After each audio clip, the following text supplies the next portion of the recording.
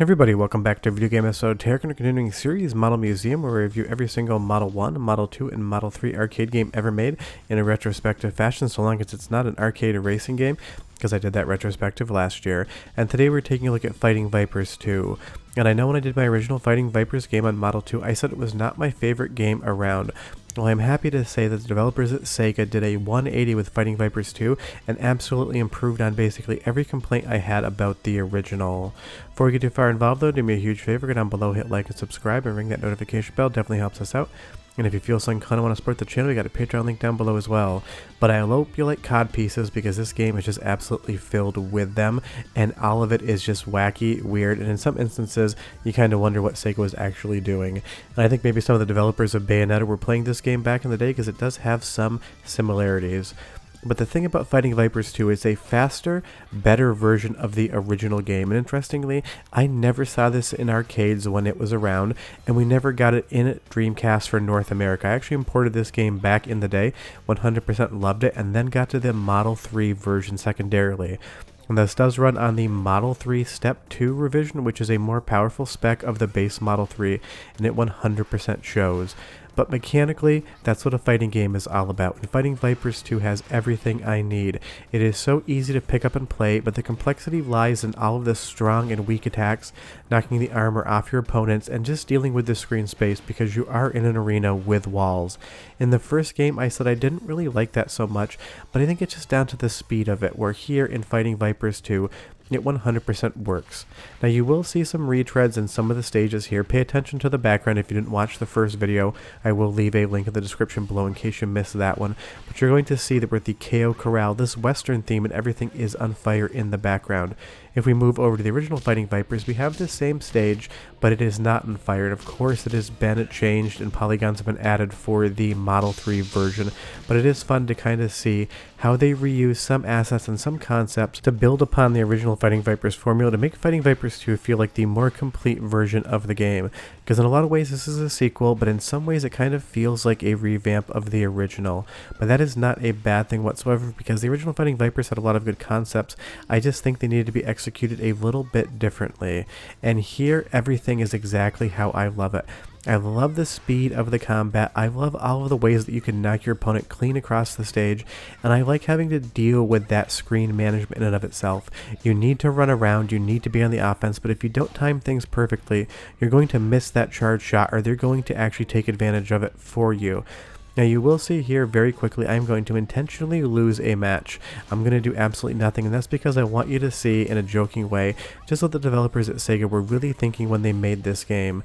Because pretty much every fighting game has certain character models here, and you will see now that Honey has won the match, Fighting Vipers gives you unique camera angles when you lose. Seriously, Sega, did you not notice you did this, or was this intentional? Leave me a comment down below and tell me what you think. All jokes aside, I remember first seeing that and thinking, wow, Sega, you really just went for it.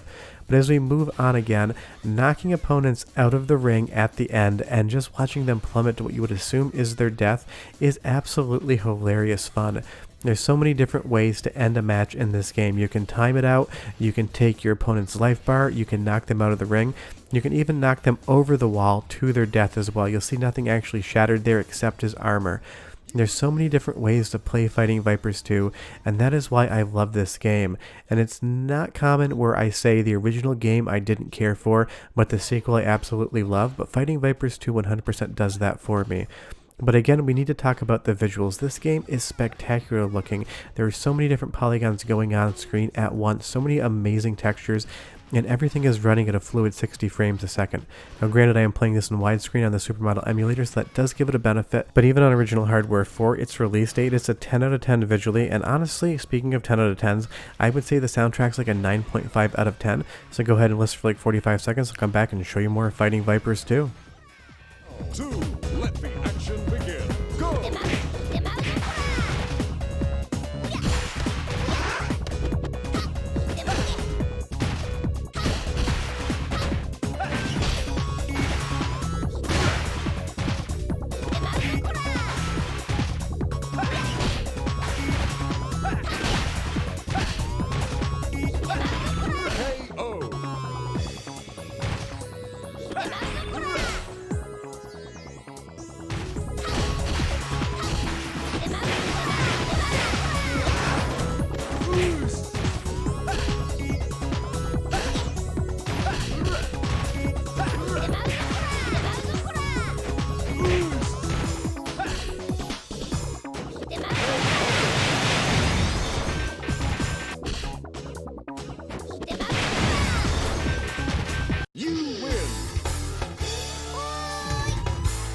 Just a great soundtrack, and if there's one thing that I didn't have an issue with the original Fighting Vipers was that music, and it's no different here either. And the great part is, because of course it's the second game, you're going to get an expanded roster, so you're going to find a character that definitely works for you. And that is the fun thing to play around with. Every single character has its own unique moveset and its own unique way of doing stuff. And still interestingly, not every single character seems to be holding a weapon. I mean, you have Charlie here that has an entire BMX bike on his back that he can hit you with, and Raxel has that obvious hard rock guitar that you can just 100% swing.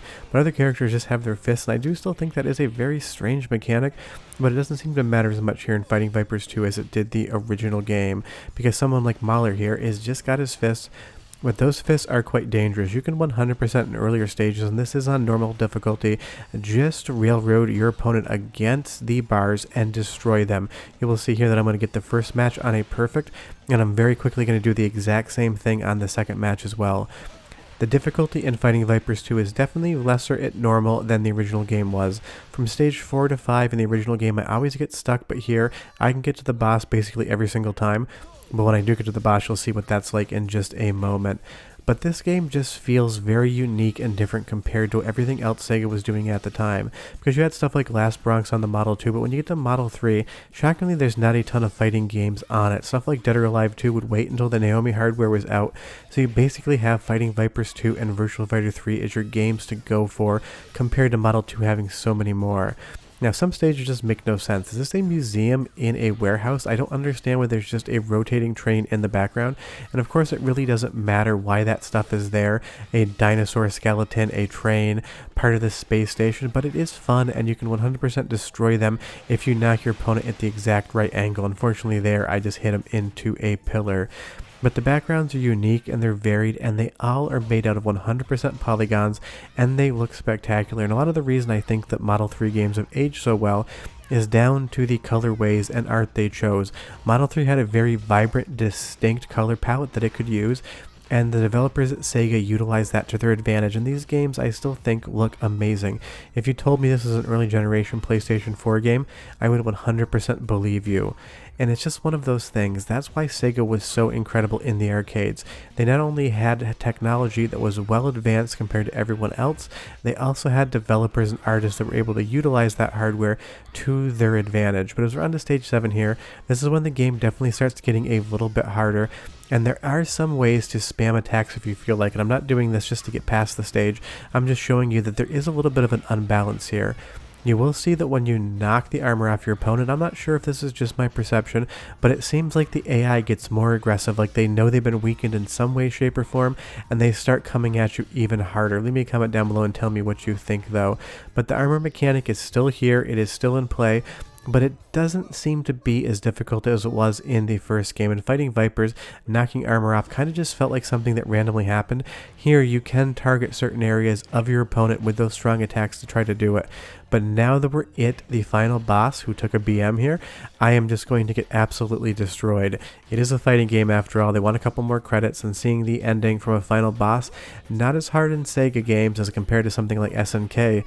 Fighting Vipers 2 is definitely not going to be a free win. But everything about this game just makes me happy. The art style, the mechanics, the soundtrack, the colors. This is Sega doing what Sega did best in a franchise that was not nearly as popular as Virtua Fighter. And it is really unfortunate we never got a North American release of this game. But if you want to buy it for a Japanese Dreamcast, it's not like you really need to know the language. There barely is any story in this game whatsoever. But like I say about arcade stories all the time, it's the same thing like an adult film. Sure, they put them in there, but it's not why anybody is watching or playing in the first place. All jokes aside, you definitely have to play Fighting Vipers 2, but if you have played it or if you saw it in arcades, leave me a comment down below. I would be curious to know how many people out there really like this game, because it is a deeper cut. And don't forget, if you like really strange camera angles, Sega apparently has you covered. I don't know who did that, but they must have loved themselves. Bye bye.